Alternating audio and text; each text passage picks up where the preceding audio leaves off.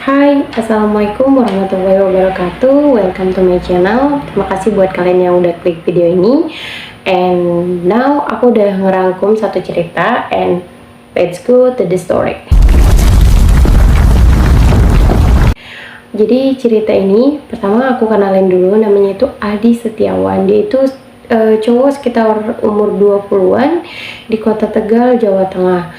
Pekerjaan Adi Setiawan sendiri yaitu sebagai pengumpul rongsokan yang ya pendapatannya itu nggak banyak dan nggak tetap gitu. Sebagai cowok-cowok muda ya di zaman sekarang itu kan pakai sosial media gitu untuk berkenalan sama orang-orang. Dan Adi Setiawan ini kenalan sama satu cewek namanya itu Patri. Patri sendiri berusia 17 tahun.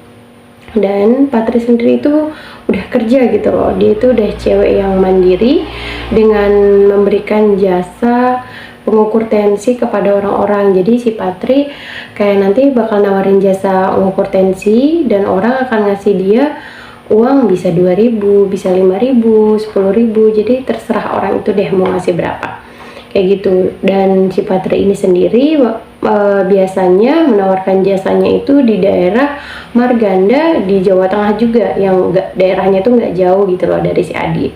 Mereka berkenalan di sosial media. Setelah mereka berkenalan di sosial media, kayak akhirnya udah yuk kita ketemu gitu kan, daerahnya juga nggak jauh. Akhirnya mereka ketemu dan ngerasa oke, kita cocok, dan selama ini juga ngobrolnya nyambung, ngerasa nyaman. Gimana kalau kita jadian? Akhirnya Patri dan Adi ini memutuskan untuk punya relationship gitu kan. Dan setelah beberapa lama punya hubungan itu, si Adi ini ngasih surprise gitu buat si Patri. Surprise-nya itu adalah dia ngasih tahu kalau dia udah nyewain satu kontrakan buat si Patri, di mana kontrakannya itu sendiri per bulannya 450.000 gitu loh. Sebenarnya kalau untuk sebagian orang itu tuh nggak mahal gitu, tapi untuk seorang Adi yang pekerjaannya itu sebagai pengumpul rongsokan yang pendapatannya nggak tetap dan nggak banyak, itu sesuatu surprise yang alhamdulillah banget gitu loh. Dan si Patri juga menghargai yang diberikan oleh si Adi gitu. Jadi hubungan mereka makin akrab. Di situ juga si Adi sama si Patri ya sering deh ngumpul berdua gitu di kontrakan itu, dan ya mereka melakukan hal yang nggak harusnya mereka lakukan sebelum mereka menikah. Setelah mereka berhubungan gitu loh, kayak berpacaran 2 tahun, akhirnya di akhir tahun 2021 di situ si Patri ketahuan kalau dia itu ternyata hamil. Di situ kan si Patri kayak panik banget, ya ampun aku hamil gitu. Dia ngomong sama si Adi, dan di situ Adi dengan secara tegas gitu kayak ngomong, oke, aku akan tanggung jawab nih, aku bakal nikahin kamu. Di situ si Patri ngerasa kayak mulai ngerasa oke, aman. Akhirnya dia mau nih nikahin aku gitu. Di akhir 2021 itu juga akhirnya si Adi itu datang beserta keluarganya, datang ke rumah Patri gitu, kayak mau menyampaikan bahwa mereka ingin berniat serius ke Patri, ingin nikah gitulah ya, ngomong ke kedua orang tuanya si Patri. Oke, setelah mereka diskusi, tiba-tiba di akhir dari diskusi itu si Adi ngomong, gimana kalau ini pernikahannya ditunda gitu. Di situ Patri kaget gitu loh, kayak yang hah, kok ditunda? Di situ dia juga ngerasa emosi gitu. Ini gue udah hamil, lu harusnya cepet-cepet nikahin gitu, buru-buru nikahin gue gitu, jangan kelamaan. Dan di situ yang tadinya acara itu kayak tentram, damai, tiba-tiba si Patri nggak bisa kontrol emosinya dan ya bubar dengan keadaan yang nggak baik gitu. Tapi setelah kejadian itu mereka nggak putus, tetap ya mereka jalanin hubungan itu lagi, ya mereka tetap sering ke kontrakan itu lagi. Adi juga sering nginep di situ. Tapi setelah kejadian itu si Patri jadi suka marah, suka emosi gitu loh, kayak ya ampun gitu, kok gue bisa ya suka sama nih orang, kok bisa ya gue hidupnya menyedihkan banget gitu.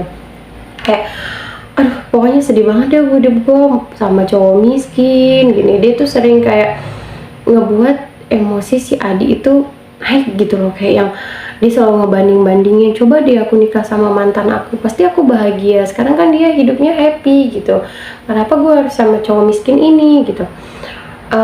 Di situ tapi si Adi sabar, dia nggak marah, dia nggak emosi. Tapi di posisi lain Patri juga kayak ngerasa sedih gitu loh, kayak yang kok gue hidupnya gini banget ya gitu, kayak yang dia udah selama ini udah nunggu si Adi gitu dengan kehidupan Adi yang nggak seberapa gitu, dengan uang Adi yang pas-pasan dia tetap mau. Dan di sini posisinya kenapa dia selalu mengungkit mantannya ya, karena si Adinya nggak mau nikahin dia, dengan kan awalnya janjinya mau nikahin gitu. Dan Patri udah ngerasa aduh perut aku udah nggak bisa ditutup-tutupin lagi nih dari orang-orang bakal udah tahu aku hamil gitu. Tapi si Adinya masih nggak ngasih kepastian, dia selalu bilang kayak nikah itu nggak gampang, nikah itu butuh biaya yang banyak, membangun rumah tangga itu nggak mudah. Tapi di posisi lain si Patrinya udah hamil, udah harus butuh cepet-cepet ada orang yang bertanggung jawab atas kehamilan dia gitu. Akhirnya mereka terus berantem. Pokoknya di awal tahun 2020 itu kehidupan mereka berdua udah cuma yang berantem gitu loh. Terus kan karena si Patrinya ini perutnya udah membesar, dia nggak mau lagi kerja, dia tuh ngerasa malu, kayak aduh nggak berani lagi deh ketemu orang-orang. Akhirnya ya cuma Adi doang, yang sebelumnya mereka dua-duanya kerja gitu kan, sekarang cuma Adi doang dan pendapatan Adi ya cuma sedikit. Akhirnya mereka pokoknya terus berantem masalah ekonomi lagi. Dan di situ Patri ngebahas tentang mantannya sampai akhirnya di tanggal 4 Maret 2022 di situ Adi malam-malam kayak mungkin habis maghrib gitu ngajak si Patri jalan-jalan. Pas ngajak Patri jalan-jalan, di situ juga si Patri masih ngedumel-dumel gitu, kayak yang aduh kayak ngebahas mantannya lagi, ngebanding-bandingin mantannya lagi, dan selalu bilang kayak kehidupannya yang nggak happy gitu. Akhirnya di situ si Adi marah banget gitu, kayak ngerasa kok gue selalu dibanding-bandingin sih gitu, kayak ngerasa harga diri dia diinjek-injek banget sama si Patri. Akhirnya di daerah yang sepi yang nggak ada orang, si Adi ngeberhentiin motornya. Udah ngeberhentiin motornya, di situ dia nyekik si Patri sampai akhirnya si Patri meninggal. Di situ kan Adi nggak niat yang ngebunuh, tapi dia tuh kayak yang emosi dong, udah memuncak banget. Tahu-taunya terjadi kan pembunuhan itu, dia panik, dia bingung ini harus mau diapain nih, mau dikimanain. Akhirnya dia buang si Patri di daerah persawahan. Oke, sorry, itu tanggal 4 Maret. Tanggal 5 Maretnya warga yang ada di situ kan heboh gitu loh, heboh kayak penemuan mayat perempuan.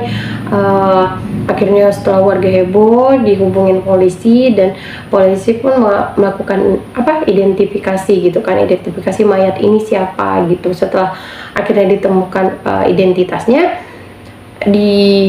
mungkin ya mereka langsung ke daerah tempat si Patri ini tinggal. Dan di situ ada salah satu saksi menyatakan kayak dia itu terakhir malam ngelihat kalau si Patri dibawa sama si Adi, itu terakhir kali dia lihat.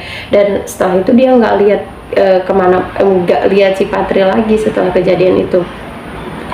Dan di malam itu juga si Adi setelah membunuh si Patri, dia itu pergi ke tetangganya si Patri gitu, kayak tetangga kontrakannya, kayak dia gedor-gedor pintunya, dia bilang gini, Kak ada lihat Mbak ya, kayak Mbak ada lihat Patri nggak? Kok dari tadi saya ketok-ketok pintunya nggak ada gitu.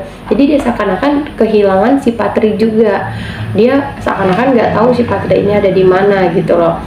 Jadi di situ kalau untuk tetangga kontrakan nggak ada yang curiga, tapi benar-benar itu alhamdulillah banget, beruntung banget ada tukang angkringan itu yang ngelihat si Adi sama si Patri keluar malam itu.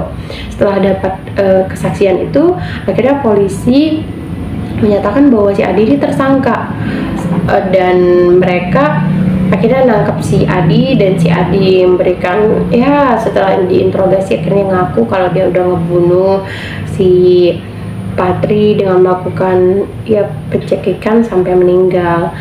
Dan dengan hal itu maka si Adi sendiri diputuskan untuk hukuman bisa mungkin kan 25 tahun atau seumur hidup penjara atau sampai ke eksekusi mati seperti itu. Jadi dari cerita Patri dan Adi kita belajar banget bahwa jangan percaya sama seseorang yang belum pasti gitu loh. Sedangkan suami istri aja bisa saling membunuh, apalagi nih orang yang belum dikasih kepastian.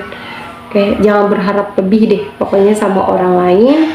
And kalau kamu sebagai Adi, please bertanggung jawab untuk apa yang kamu lakukan. Thank you buat yang udah nonton video ini, dan sorry kalau masih banyak kesalahannya. Please dukung aku untuk terus upload video dengan cara subscribe dan klik video ini. Assalamualaikum.